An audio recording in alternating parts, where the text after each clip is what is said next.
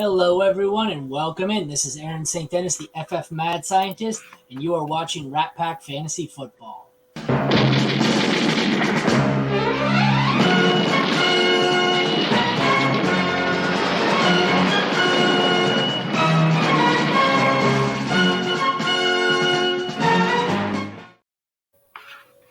Hello, everyone. This is Aaron. I've got SC and Jesse with me tonight. How's it going, guys? It's good, man. Good. Ready to talk some week one. Yes. Yeah. Or week two. Excuse me. Yeah, you're good. Yeah, it's quite an eventful day. We just saw the Commanders Broncos just absolutely chaotic finish to just seal it up. So yeah, that was some A lot wild more television scoring this week, tonight. that's for sure. Yeah, what we love to see, right? This is our week 2 recap. We're coming at you sometime between the completion of that aforementioned Commanders Broncos mess, about 15 minutes before Sunday Night Football. What's that? Dolphins Patriots tonight? Yep. Yes, sir. So we got a little bit of time here. So the Sunday 4 o'clock games have all wrapped, and we haven't kicked off yet on the Sunday night games. So I guess we will start with, let's go with the injuries first.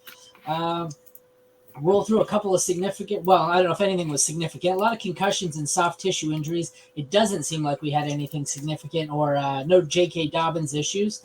The most significant, I guess, we got 2 concussions that I know of was Anthony Richardson, who left around halftime and did not return. Same with Logan Thomas. Thomas not really that relevant. Poor guy finally gets back, finally scores a touchdown, gets the shit knocked out of him on a cheap shot, and then he's out. Richardson, we kind of always feared this. This is the same issue we have with Hurts and we have with Josh Allen. All these running quarterbacks, they look great. He scored a second touchdown and was on his way to a huge day and was carrying my dynasty team. And then it's all over in a blink. What's everyone think? I got to say, they said he's in the concussion protocol. I got to think that means he's missing week 3. The average time to clear these concussion protocol issues is 10 days, and unless the Colts are the Monday nighter, I don't think he's clearing, and even then, it's very unlikely. What are your thoughts on the injury? Minshew looked good in relief. Yeah, I mean, it's kind of sucks. It is what it is. The Colts aren't going to rush him back, right? Because they know they're not going to win. So they're going to do everything they can to take care of him. But the thing about like rushing quarterbacks is they don't get injured at a higher rate. It's just sometimes they just suffer worse injuries like this, the concussion. So you kind of have to take it with a grain of salt when you get these rushing quarterbacks that like, hey, this could happen. And you kind of have to just roll with it because he was at 17 points through like the second quarter of today's game of fantasy. So yeah, he's literally a cheat code. So when he's on the field, it's good. When he's off the field with Gardner Minshew, I am kind of worried about that offense in general. So it's going to pump the brakes on Pittman and those guys for me. I think it's interesting because the hit was, clean. It's how he landed, right? So that's why Tua said he did special training and how to land properly to avoid those. I think with the Colts, even with how big Anthony Richardson is, it's more so let's just be cautious. We got a high draft pick on him. Let's be cautious. They were already up and they ended up winning the game, I do believe. So it's like there's no stress here to rush him back. So just let him go through it, and he probably wanted to play because he got up right after, and so something must have happened on the sideline for them to say, "Wait, let's take a look at you." But then Gardner Minshew, I like him. I think he's a good quarterback. Now, is he going to put up crazy numbers with your wide receivers? No, not necessarily. But if you needed someone, hopefully you had that handcuff for the case of this happening. Because I think he's a plug and play person. You're not starting him every week, but if the matchup is right, you can start him. Could have been a big day if you combine the two. Just under 18 for Richardson. Minshew put up 14. So if Richardson or Minshew, if either of them had got to play the whole game, it could have been a 30-point day. And it's interesting you mentioned the handcuff because not that you ever want to lose your starting quarterback. I mean, in single QB, it's not as big a deal, but I would think that a lot of the Richardson managers, if they lose him, they're not dead because pretty much the universal theory this season for drafting Richardson was handcuff him with a boring option like Kirk Cousins. So I got to think the majority, like I know with the exception of a dynasty team where that wasn't really an option, dynasty superflex, all the leagues where I have Richardson, I handcuffed him with someone safe. So I don't, I'm not necessarily terrified about the injury, although I'd love to have him back because he looks like he could be a top 5 quarterback the way he's playing. Yeah, and I mean, if you did handcuff him with like Cousins or Jared Goff, like we saw how good those guys have been this year. It's those good offenses, guys to pass. So like, I think you're okay if you went that route and you have one of those guys that are super boring, but in one QB, like they're going to produce for you. Those defenses just aren't good enough to keep them off the field. So yeah, I would be totally fine with that. Really, if you hold him, like if they don't play him, they play at Baltimore, then they have the LA Rams. So it's two pretty strong rush defenses. So you may actually say, okay, I'm forced to start someone else. This may actually benefit in the favor because it could be very tough matchups these next couple of weeks. We had a couple of injuries to Montgomery and Saquon. Saquon didn't look happy. I don't think either of them returned. Saquon slammed his helmet. What was his? I think they said a thigh or something, and I believe Montgomery looked like a knee. Neither of them returned. We have no real info on them. There hasn't really been an update. I assume they're going to do some testing. So those are two on the worrisome side, but they don't look to be long-term issues.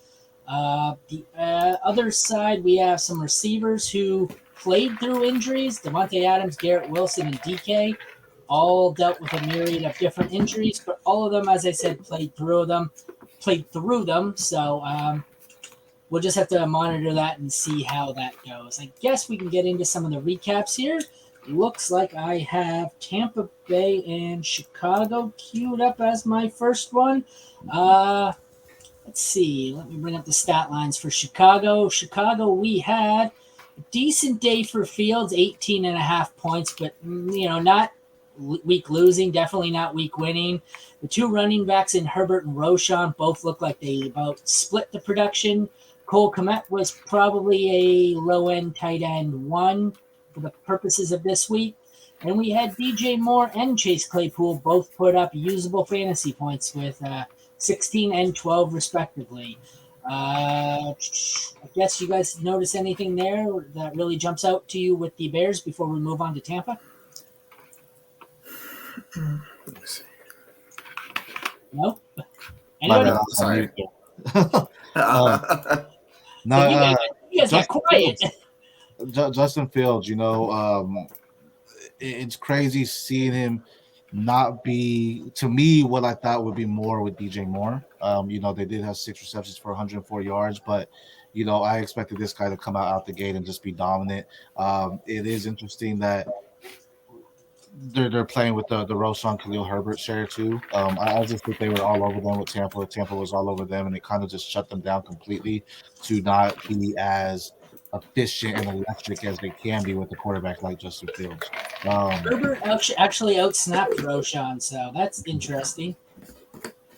They shut him down early though. It was a heavy run game. They tried to utilize that passing, and it's almost, I don't know. I think Mooney got hurt or something because he was out for a little bit, I feel like. But DJ Moore, I'm still not thrilled with this connection. I thought I would be, and I'm still not thrilled with them.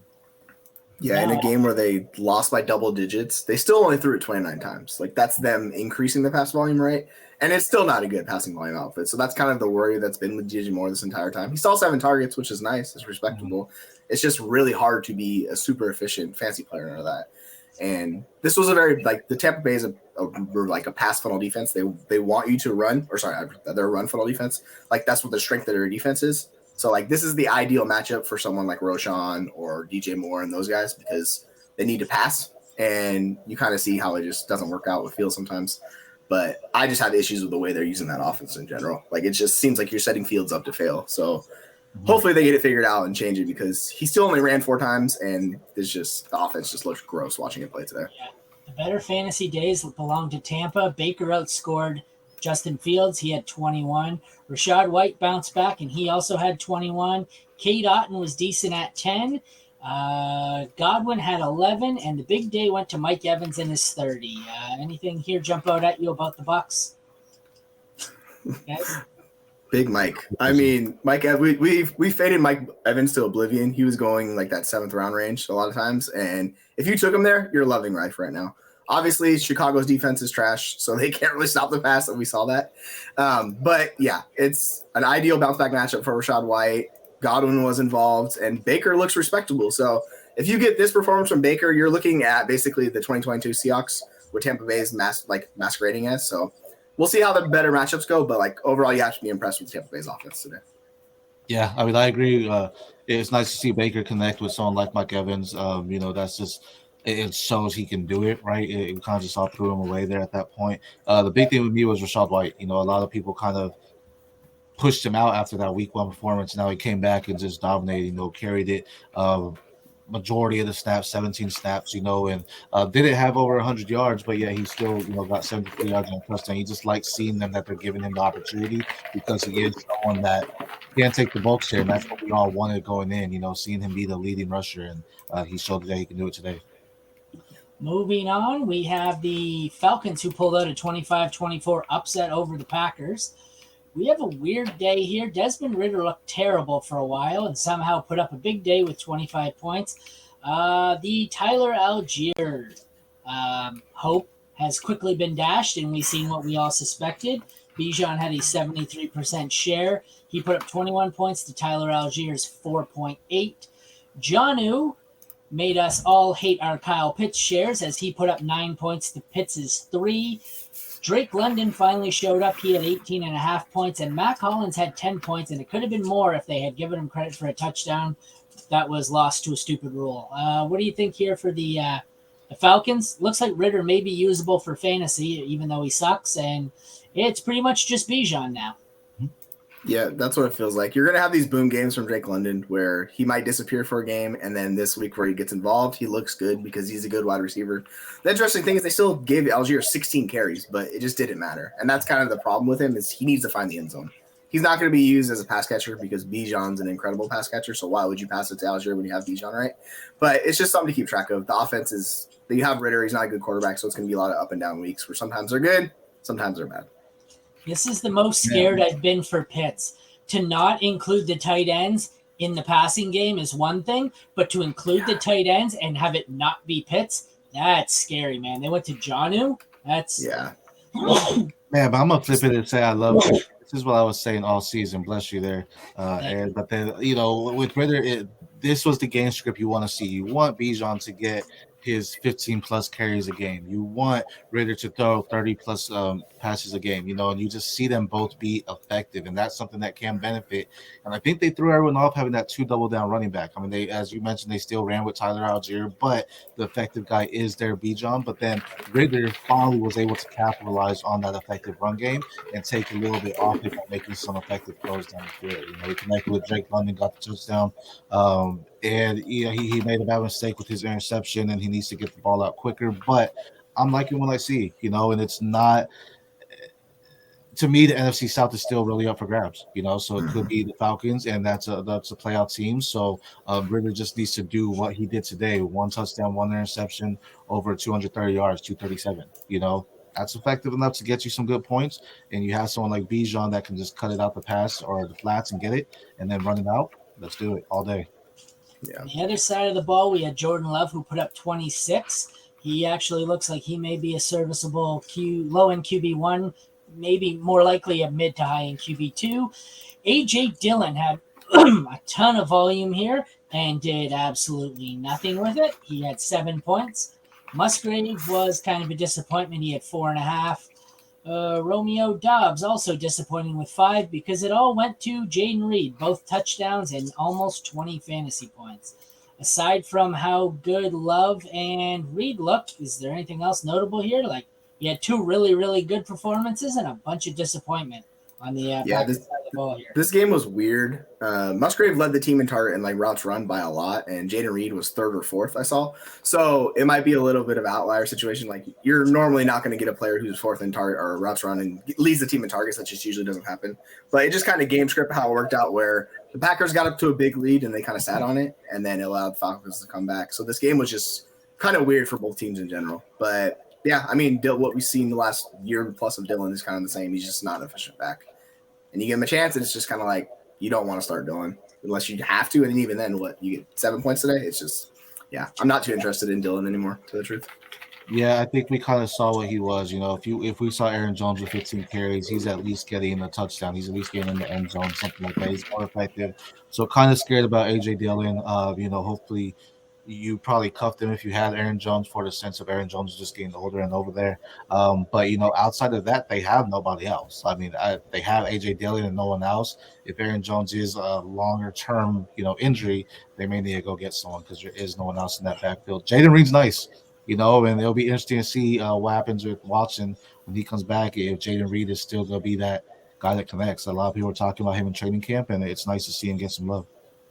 No pun intended. We have Indy beating Houston 31-20. CJ Stroud actually had a decent day, 25.5 points. The running backs, Pierce and Singletary, both disappointed with 5.5 and 3.5. Pierce had a 46% share to Singletary's 34, with Dara Gumbawale mixing in for 20%, so that's disappointing. Dalton Schultz, once again, doesn't do great, but at least this week it was 7.5, so it wasn't a goose egg. The surprising ones for me is we had 3 Texan wide receivers put up usable stats here. Nico Collins with 27.5, Tank Dell with 20.2, and Robert Woods with 13.4. So we had 3 usable wide receivers, a usable quarterback, and everyone, well, I guess a semi-usable tight end, and the running back sucked. Do we suddenly have a decent passing game going on here in Houston? What's the deal? Yeah, I'll jump on it. So they threw 47 times. That's definitely not how they want to play their games. They just got behind early. The Colts were running with it, and they desperately needed to stay in this game. So it's nice to see that they can count on those 3 options. With Woods get 9 targets, Tank Dell got 10. Like Nico Collins had 9 targets, but he was by far the most efficient. So I'd say the most surprising thing is Tank Dell. Like he was very good in this game. So as the season moves on, we're going to see more and more of Tank Dell in this offense. I would surprise and kind of maybe run back Woods a little bit, but it's good to see from Texans. It's nice to see that they're still trusting in Damian, though, leading the way there. That, being that 4th-round pick last year, a lot of people were skeptic on him, but nice to see that it's on the year the guy, right? Nico Collins, man, this is what we always wanted, and it looks good to see CJ Stroud and Nico Collins connecting like this, because this is something that we've been talking about that he has a potential to do, and he's finally doing it. And Robert Woods, I was talking about all season, he was probably undrafted in your redraft leagues because of just the uncertainty, right? But he's the veteran there. They're giving him the playing time. He's someone that you can probably still get on your waiver wires in some leagues. That is, if you need that streaming option, he's someone that can be there and get some good numbers for you. We touched on the other side of the ball briefly. The 2 quarterbacks for Indy were good in their time. Zach Moss had 98% of the touches for Indy and put up 21 points. That was great. We had a whole bunch of tight ends mix in here. Kylan Granson had 10 points. Moeller Cox had 3. Will Mallory had 8. Jelani Woods had nothing. Michael Pittman came back down to earth a bit, 13.5, and the rest of the receivers put up 5 for Pierce, 7.5 for Downs.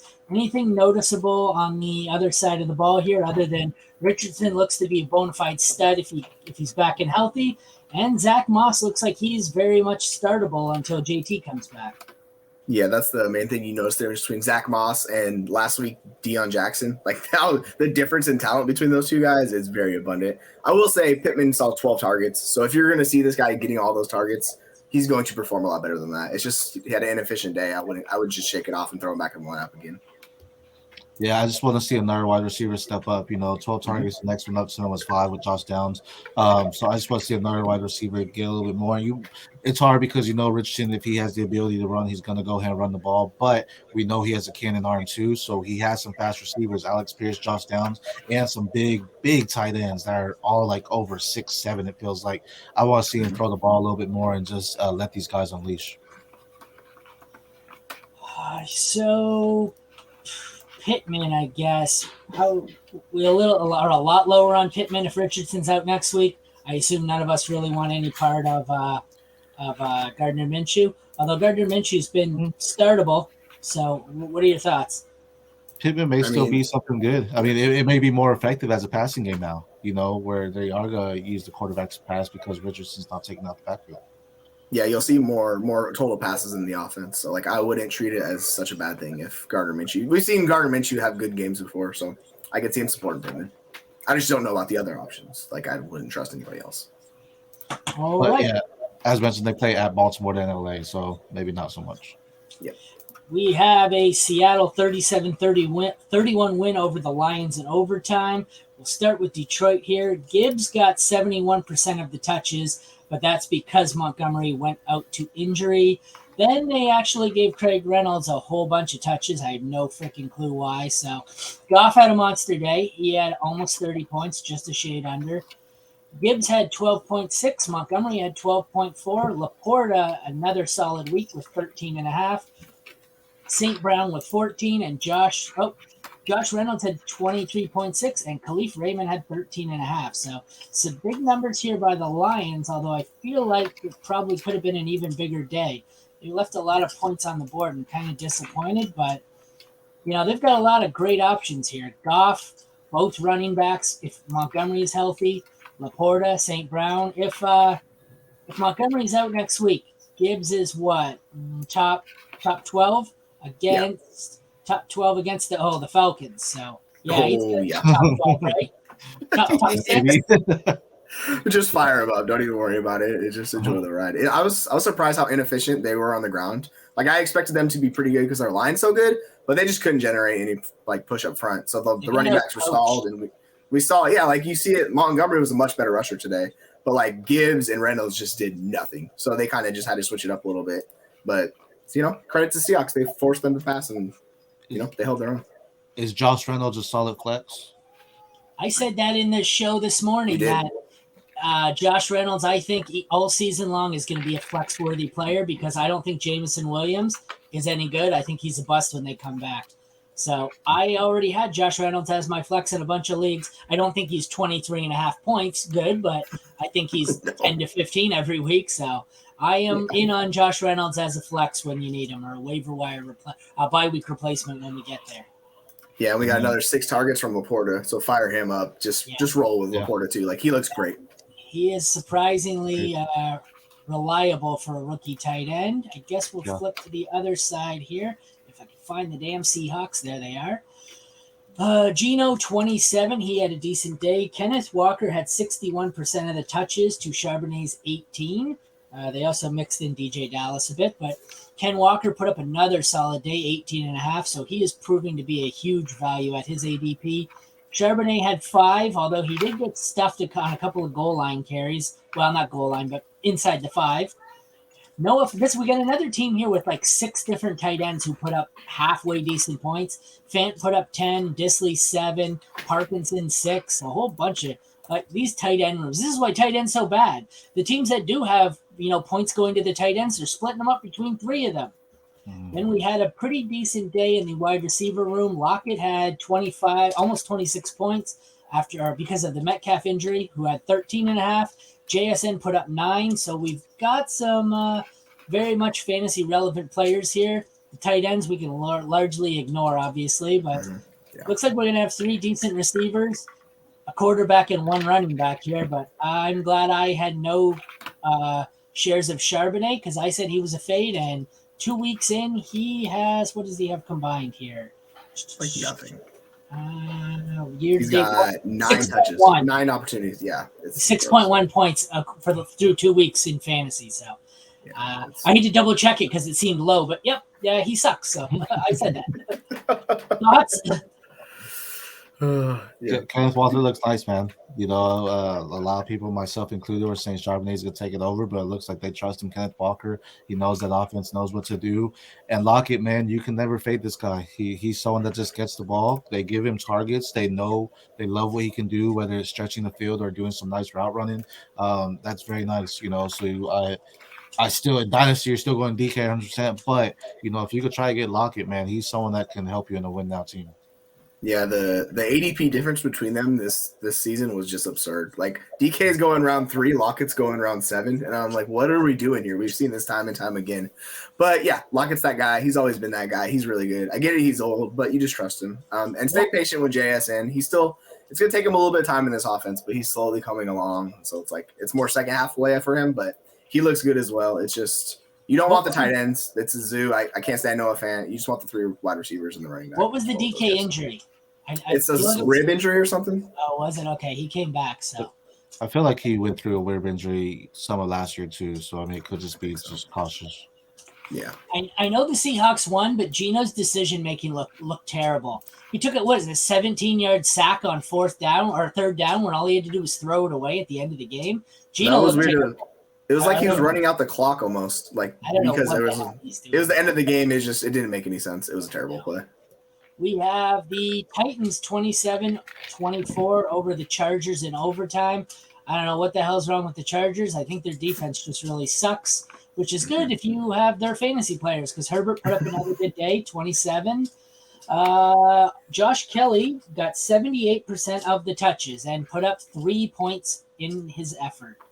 Gerald Everett was worth 7.7. Keenan Allen had a huge day with 32. Mike Williams, 17. And Quentin Johnson only had 2. So this offense looks like with Eckler out, it is Herbert and 2 wide receivers with the occasional touch or target going to Gerald Everett. So moving forward, if Eckler's out, are you starting anyone besides the 2 receivers and Herbert? It depends on the matchup for Kelly. Like if it's not the Titans who are really good at run defense up front, if it's a team that's going to get gashed with a run, then yeah, I'll play Kelly. But if it's a good like a bad matchup for them, I'm just going to fade Kelly. Like that's kind of how I'll treat it. At Minnesota and the Raiders next, so I mean, could be in his favor. No, I mean, I like Mike Williams. Just Quentin Johnson's that rookie that's going to take some time. That's all it is. I still like him as a talent, but if they could run with the 2 guys, they're going to do that. Just plain and simple. And then, as you mentioned, Everett in there. What I do want to see is Mike Williams. Man, I just want to see him get in the end zone. I think that just puts him over every time, or get 100 yards. He led the team in targets with 13. The Keenan Allen's 10, but yet he got like 20 yards less, 30 yards less. So. This one panned out the way we had hoped on the Tennessee side in the start-sit show before the game. We had said that this one could turn into quite kind of a high-scoring shootout if Tannehill was, able to be decent and put up some points. And it turned out Tannehill had enough to make this a good one and even win it. He put up 25. Derrick Henry put up 18 and a half. Tyjae Spears went with 7.5.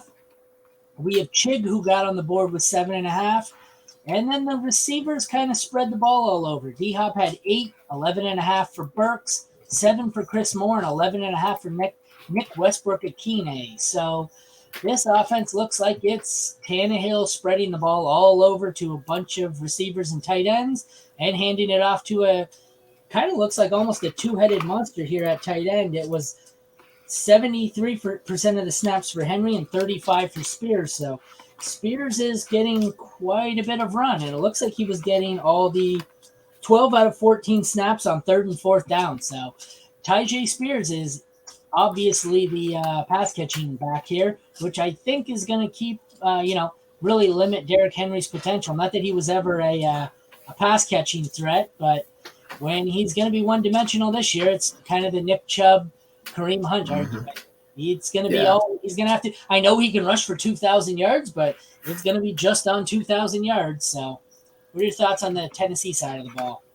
It's an interesting offense in general. I think the reason D-Hop was a little bit limited in this game, so that's kind of why they didn't target him as much. Because let's be real, you don't really want to throw Nick Westbrook-Akine or the secondary tight end compared to him. So it's just fun to watch with Hopkins and Burks and those guys. But yeah, Spears is like a legit handcuff that you can have. So if you have a shot to get him, I just stash him. And if Henry goes down, like Spears is going to take off. So he'd be the one I'd be looking to like pile up on the waiver wire this week.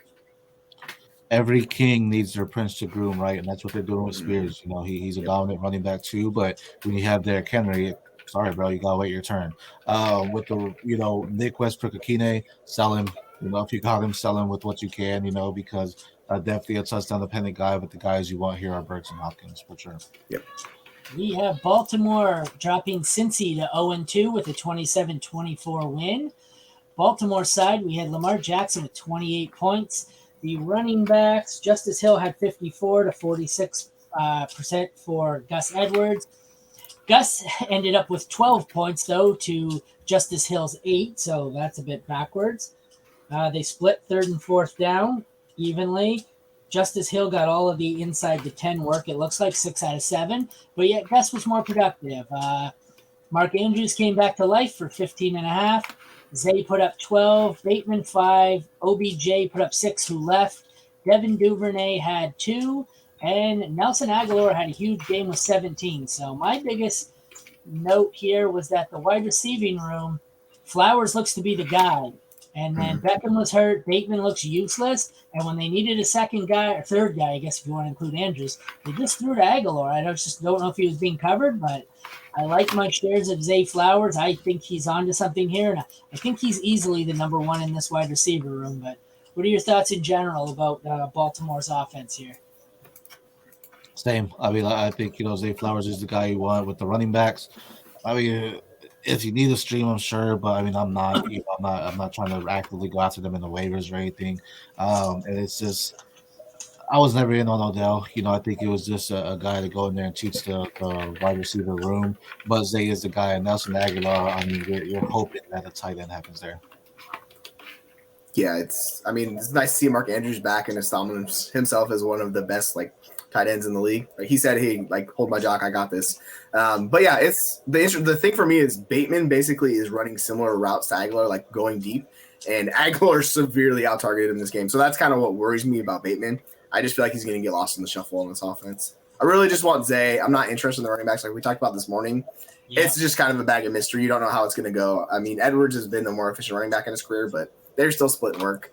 It's the Lamar show. It's the Andrews show, and Bateman's the other guy I'm interested in. Moving to the Cincy side of the ball for the scary stat of the season, Baker Mayfield has more fantasy points this week than Joe Burrow has through 2 weeks. 20 points for Burrow today. Wasn't a terrible game, but it wasn't Joe Burrow. Mixon had a decent game, 13.5. He got 79% of the workload, so this is all Mixon. He's proving to be a value. Although this offense has sucked so much, he hasn't really had that big blow-up game. Tight ends were really pretty much useless. Irv Smith had another game, 3 points this week after 5 last week. Chase had another disappointing one with 8.1. T. Higgins finally showed up, and he put up 29. And Tyler Boyd showed up with 11.2. This offense is looking scary here. I don't know what to make of it. I don't want to say I'm scared for Jamar Chase, but 9.1, 8.1, I mean, they're not busts, but this offense looks lost. I get it's 2 tough defenses, but who do they got next week? Good question. I got the Rams. Rams, yeah. On Monday Night Football. So, I don't know. Everyone says that defense sucks, but I think the Rams defense isn't that bad. So, I don't know. I don't know what to make of this team. Burrow looks bad and still hurt. Jamar Chase isn't connecting with him. There's no real duds here. There's just not. This is not a team playing like they're supposed to. Burrow's supposed to be putting up 30s, not 20s, and Chase supposed to be putting up 28, not 8. So the only one who had a good game here was T. Higgins. What do you guys think about the Bengals and their current predicament? Hope you bought in on T. Higgins when he got the goose egg last week, because that would have been really beneficial. Other than that, I mean, it may take them week 4 to get ready. That's at Tennessee, then at Arizona, just to show that electricity in that passing game. And then from there on out, we can just be bona fide Joe Burrow's a starter. But right now, it's a little shaky, and it's kind of concerning, but they've been playing some pretty tough teams, both rivalries. And I'll also say Joe Burrow said he aggravated his calf injury and the post-game press conference. So there might be something to that, where this offense just might be struggling until his calf injury is fully healed from. So it could take them a while, and maybe in the second half. But yeah, that's the thing that just worries me. But that's the problem. Okay, so Chase said before, and I agreed with him, before the season he said he hopes Burrow doesn't play till week 5. Mm-hmm. I agree. You were a playoff team. Don't play him till week 5, and then you hope you're 3-2 or 4-1 or whatever. Now I'd love to say, well, just sit him. He's hurt. Sit him till week 5, but you could conceivably end up 0-5. After the 0-2 start, they're not going to just rest him now when you should be resting him. So I think they've mismanaged this Joe Burrow injury situation terribly, and I don't know what the hell they're going to do. They're going to force him to play through injury now, and it's just going to get worse and worse, and I'm kind of scared for this offense. Yeah, it's one of those where you kind of have to force a guy to be off the field, because if you know Joe Burrow, he's a super competitor, so he's not going to walk off the field. Now, starting it's too late now. Yeah, you're right.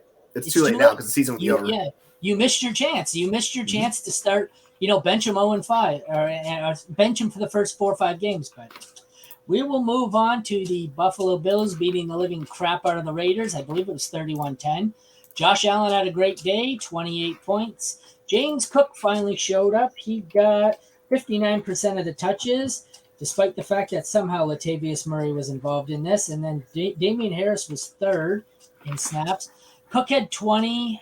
Damian Harris put up 9.3 points. Latavius Murray put up 11 points, most of which was on a touchdown. We had 2 usable tight ends here. Dawson Knox and his role in this offense is really limiting Dalton Kincaid's upside. Both put up 10. Actually, Dalton Kincaid, I was rounding. It's 9.6. But Diggs, another solid outing, 13.6, but nothing crazy. We talked about this one, and I didn't see this to see if I was correct or not, but we talked about Gabe Davis in the pre-show. Did he end up getting his long touchdowns? Because I see he has 22.2 fantasy points, so it leads me to believe he got behind the defense at least once, like we may have predicted. So what do you think about this offense here while I look up how Gabe Davis got his points? I'm assuming he did just based on how the stat line played out. But I'm going to look at Gabe Davis. Gabe Davis, where is it? Short pass. Oh, that was a 2-yard pass.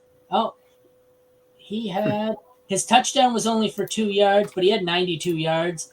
The long was 40, good. So he got behind him for 1. He may not have scored. You knew it was going to happen at some point, right? Against this Raiders defense. Well, we said that this morning, though. That's why we thought. Who did we? Oh, we said we would have played him over Cook. In the end, it didn't matter. Oh, I guess it did. It got you 3 extra points, 22 instead of 2. Yeah, we're shooting for 40 points or whatever. I was like, yeah, you just fire Gabe Davis just in case. But I mean, so like, we didn't get Jack his 40 points, but in the end, we made the right call. He got behind the defense, but if he had played them both, he'd have got his 40 points. Yep, that's true. What do you guys think about the Buffalo offense? They sure look like they're in much better form than Cincy.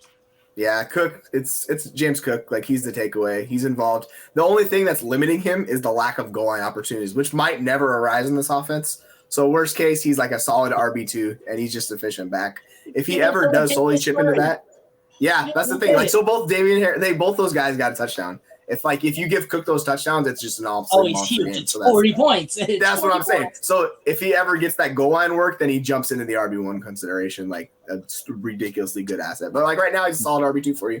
You're more than happy with what James Cook's doing for you. Well, he has to get a little bit more involved in the passing game. Saw 4 targets there. If he gets 6-7 targets a game plus, 14, 15 rushes a game, that just looks electric there. We saw what he can do. His longest play running was 36 yards, and his longest passing was 26. So just get the ball in his hands. You, of course, have Stephon Diggs and Gabe Davis over the top. It looks nice, and it looks like they can finally ease off Josh Allen running, which might hurt him a little bit in fantasy, but that's good to see the running back because now we can actually see what Josh Allen can do throwing the ball down the field. The Raiders side of the ball was an ugly mess, 11.5 for Jimmy Garoppolo. Josh Jacobs had 74% of the touches for the running backs and put up 9.9. So that's 2 weeks in a row he's failed to crack double digits with huge workloads. Apparently, he can't do it all himself in this offense. Devontae Adams somehow managed to put up 20.4 points. I know that's because he had the touchdown. Pretty much it was start Devontae Adams, bench literally everyone else, unless you had to play Jacobs, which I did in a few spots. And he didn't kill you, but he's certainly not doing what you drafted him to do. So this roster looks freaking terrible. Thoughts? Well, I would completely agree. It's just a disaster. There's really not much that you want in this offense, and Jacobs will have better games, but there can be games like this where it's just he's super inefficient, doesn't do anything. He gets a few pass catches, but Adams is the guy. Like, no matter what, this is worst case scenario for Adams. He's still a wide receiver 1. The other guys, I thought maybe Renfro could have a day. Renfro did not have a day. So, this just could be just a rough offense in general this year. Yeah, it shows that they have no one else behind Jacobs either. You have Romero White and Trey Tucker who just had some big plays. But, other than that, it's Josh Jacobs needs to get the ball running. If they want to be any kind of efficient in the passing game, that they need to run through Josh Jacobs. Get him 9 carries, -2 yards. That's not a good look. Next, we have a Chiefs 17-9 win over the Jags. The Jags, what is going on here? 10 points for Trevor Lawrence. They could not get anything going. ETN had 6 points, 0 for Bigsby. Evan Ingram was useful. He had 12. That's probably going to be a top 6 tight end, knowing the market there. Oh, what a shame. Calvin Ridley only had 5 points, and Christian Kirk came back and he put up 23. So I guess Christian Kirk wasn't dead after all, and it turns out Calvin Ridley wasn't actually the second coming of Jesus. What are your thoughts here on Jacksonville? Man, this is the carousel. I think we kind of knew coming into the season was which wide receiver do we start? Christian Kirk, Calvin Ridley, Zay Jones. They're each going to have be all season long. Yeah, and it's going to just be a bunch of crap. It's a bunch of horseshit that is not happening. I want to see them involve the pass game a little bit more. Nice to see Travis Etienne get over 10 carries, but he didn't really do anything. 72% of the touches he got and did nothing with it. Yeah, so we're gonna see these bad games with them, but we saw last year they had some of these, and then we're gonna see some great games. And it's just gonna be the weeks you bench them, or it'll be the weeks they go off, and the weeks you start them, it'll be the weeks they get some duds. Yeah, it was a rough game. Like they couldn't do much of anything outside of Kirk. Like he was the one piece of the offense who was actually solid today. But Ridley still saw 8 targets, so I'm not too worried about Ridley. He's going to be very good. And then Ingram was respectable. So even in a game where they only put up 9 points, Ingram put up double-digit points for you, so you're happy with that performance too. There's a TV show based on John Wick. Sorry, I looked up at the football game and they were running a promo for the Continental, and I'm like, ooh, a John Wick TV show. Sorry, I've gotten sidetracked here. On the KC side of the ball, hopefully you weren't starting any of these running backs because the split was 44 Pacheco, 33 McKinnon, 17 CEH. So it is a 3-headed backfield. That is a mess to avoid. Mahomes did Mahomes things. He had 27 points. Kelsey was on a pitch count, still put up 13. We finally got some usable stats out of a KC receiver. Sky Moore blew up for 17, which means get him out of your lineup next week. And Kadarius Toney put up 8.8, which means he's inevitably going to go down in practice this week with an injury. So I'm going to clip that later, so that way when the injury comes out during practice, I can tell you, see, I told you, practice, he'll be out. We also had 7.2 from Justin Watson and nothing from the rest of the KC receivers. So aside from Kelsey and Mahomes, basically we're just staying away from everyone here. Hey, the backfield's a mess and a 3-way timeshare, and it's like playing roulette trying to decide who to start in the wide receiver room. Yeah, that's the thing. You look at the wide receiver room, it's 4 targets, 5 targets, 5 targets, 2 targets, 3 targets. That's just – it's a cluster. And so you don't know which got to start. It's just best to avoid them, honestly. It's just one of the few offenses, like incredible offense, that has 2 elite pieces. And outside of that, it's just throw your hands up and hope sometimes, I swear.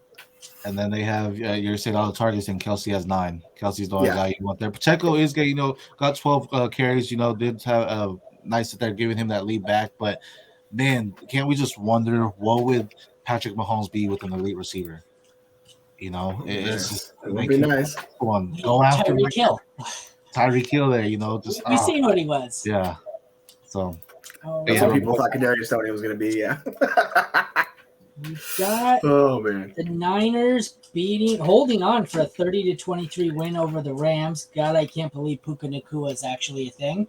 Not only did he play, but he went off. So we had Stafford. Looked good again, but somehow not translating to fantasy. He puts up 18. Kyren Williams, after the late dismemberment of Cam Akers, put up a 28 monster finish. He's got to be, I'm looking at 17 week 1, 28 week 2. He's got to be top 5 in running back points so far. Higbee put up 4. Van Jefferson was useless. Tutu Atwell had 15, but the monster day goes to Puka Nacua, who put up 30. Combined with his 22 from week 1, he's got to be the wide receiver 1 in the season. Can we trust? I think you put this on Twitter earlier. Is he just going to start it and forget it for the next, 2 weeks? You know what is going to be even more interesting is I think this is going to sound absolutely crazy. I think I'm going to, if let him play next week. And then let him play 2 more. And then after the 4th game, I'm going to try and go out because you can't buy him now. I'm going to try and go out and buy Puka Nacua to guys who think he's going to fall off the map with Cooper Kupp coming back, because I'm not sure Cooper Kupp is coming back for week 5. And before they announce that he's not coming back, I'd like to acquire a few shares in case Nacua can keep this up till week 8 or something. But that's just me. I don't get the impression based on everything I've seen, I think this Kupp injury is going to be, closer to mid-season at best. So what are your thoughts here on how Kyren Williams and Puka Nacua are fucking going off for the Rams in fantasy, man. It's like vintage Todd Gurley and Cooper Kupp. The one thing with Kyron Williams is he has 4 touchdowns already. So he's the definition of a sell high to me because like he hasn't been super efficient. He's living off of touchdowns. Like they're carrying him. He's been solid. He'll be okay for you, but he's the definition of a sell high. And yeah, Puka Nacua, 35 targets through 2 games. I mean, what are we doing here? It's just insane. So yeah, you throw him in your lineup, you start him. If you can do that, where you buy him low when somebody thinks that Cup's coming back, like that's not a bad idea. Oh, I could be totally wrong. Like I could end up paying to get him and then finding that, Cooper Kupp's back and I've just wasted money on a player who, well, maybe he'll still be something, but I've got Tutu Atwell.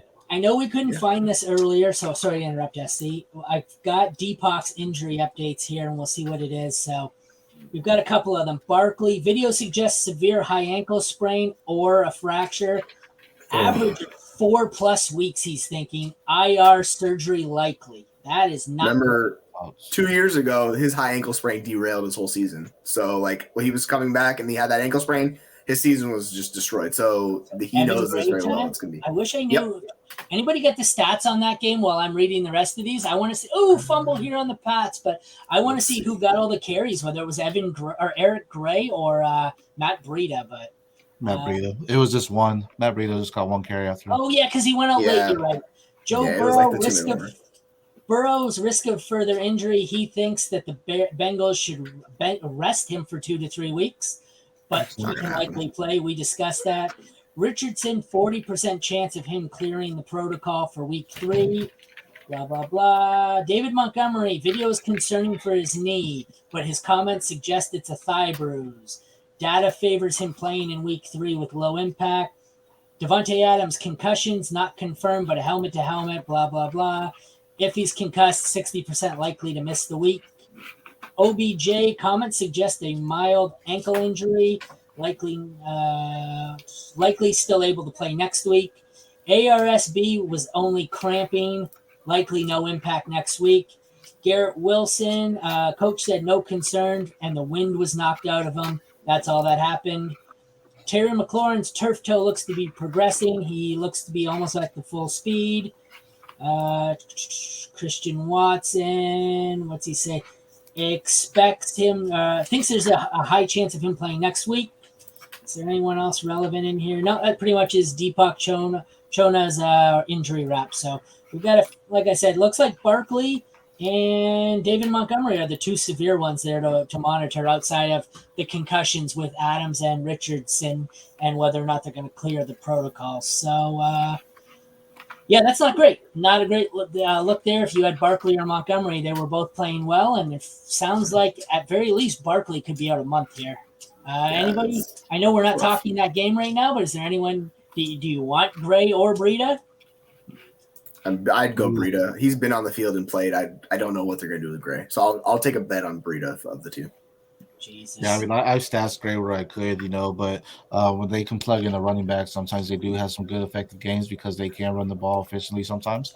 But I probably won't start them. They are playing who next week? They are playing San Francisco. So I'm not trying any running backs next week at San Fran, so stay away from that. San Fran's the team we were about to wrap up. Purdy looked decent, looks healthy, only put up 14 points. CMC went off for 23.5.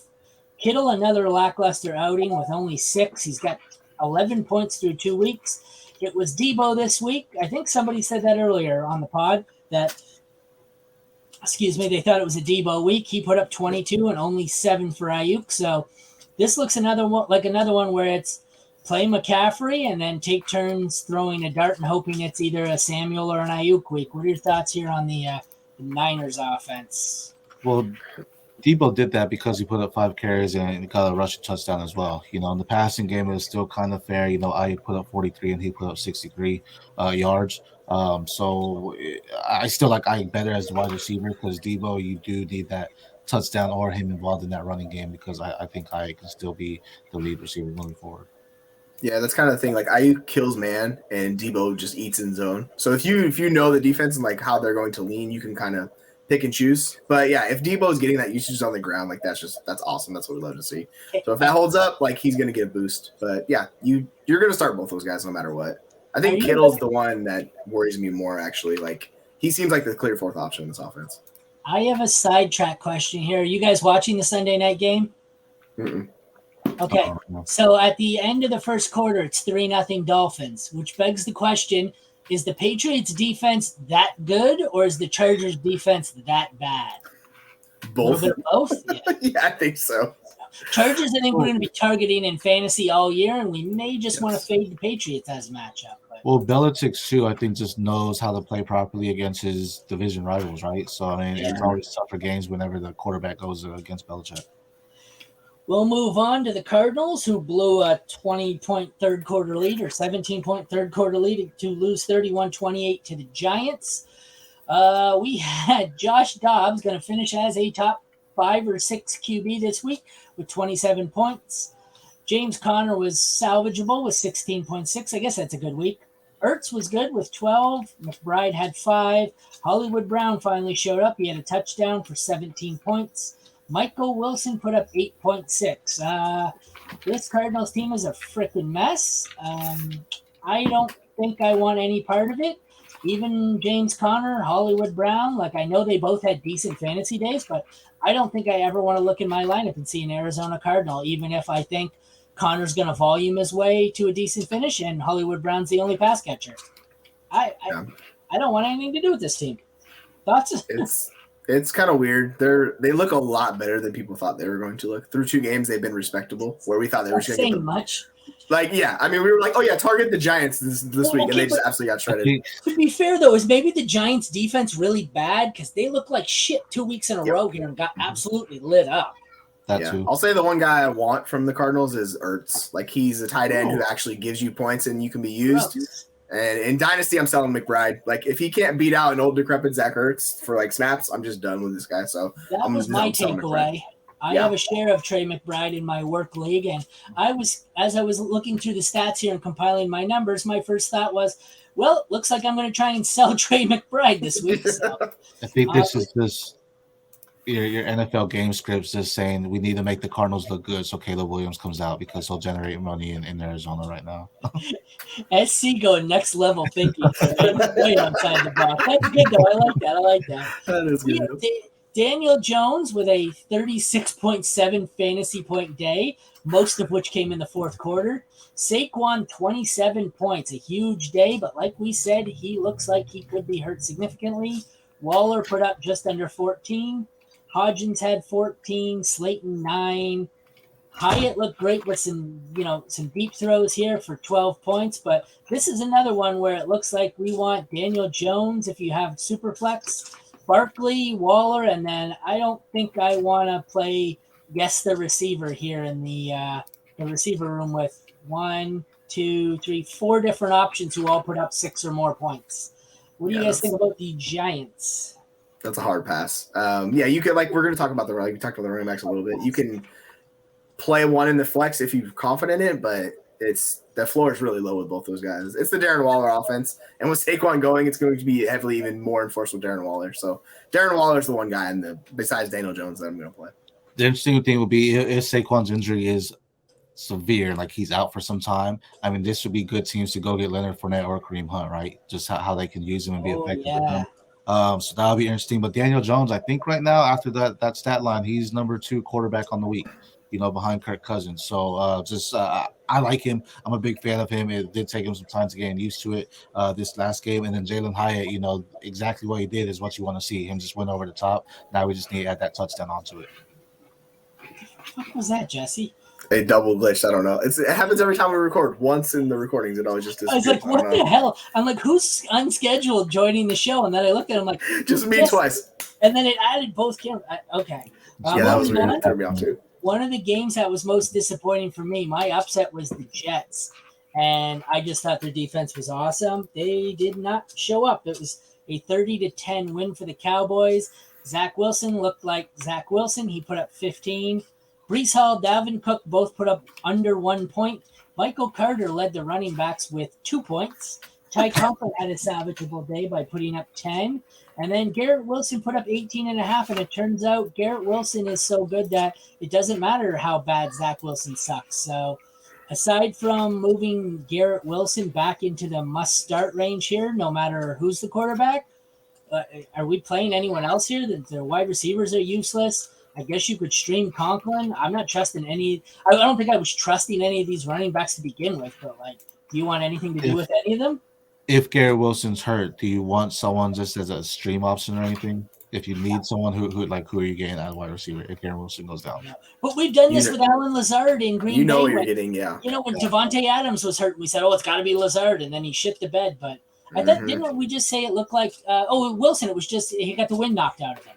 That's what I think so. The report said. So I don't know. I'm starting Wilson here, and I'm avoiding everyone.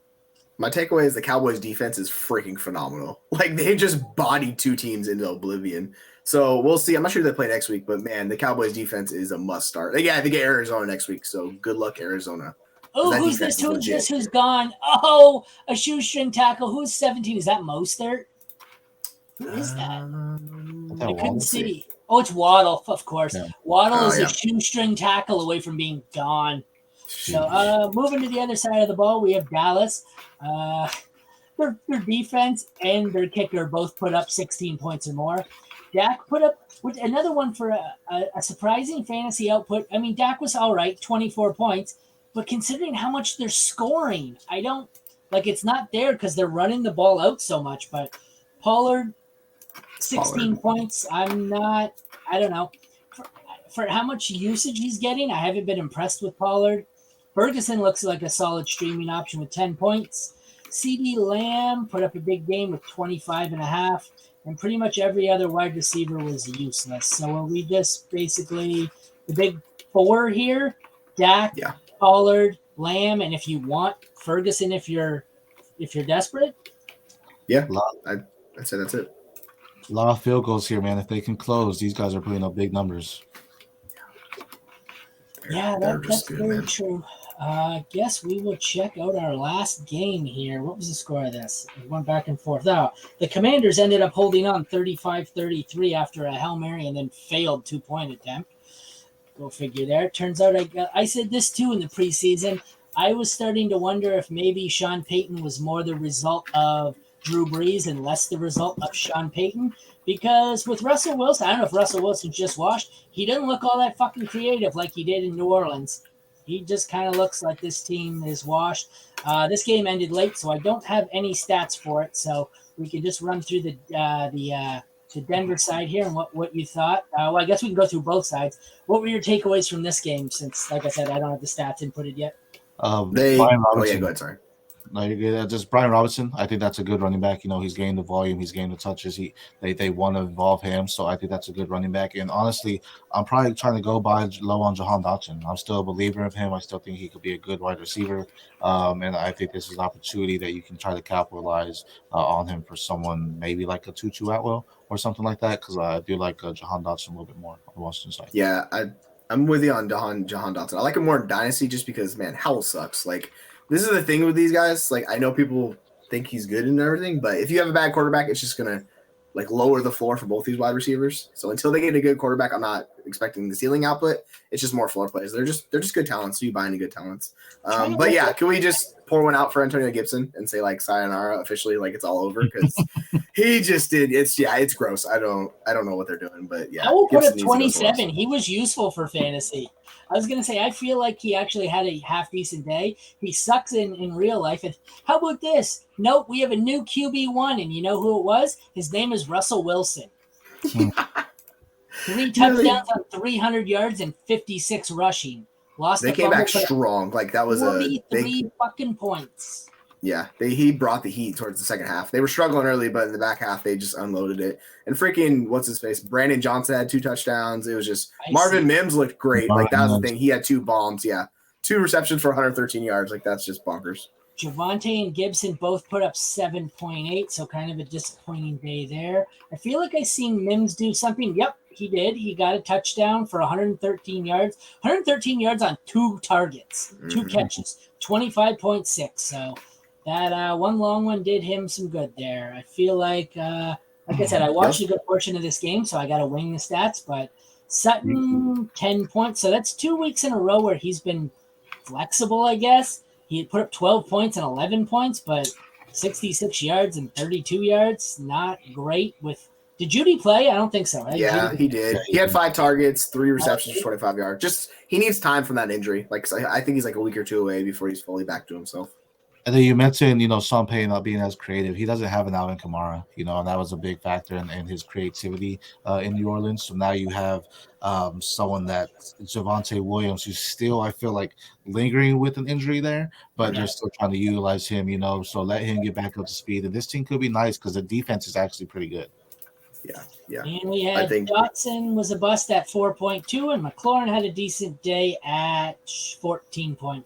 So for a game that we anticipated was going to be a defensive struggle, it turned into an offensive shootout. So go figure.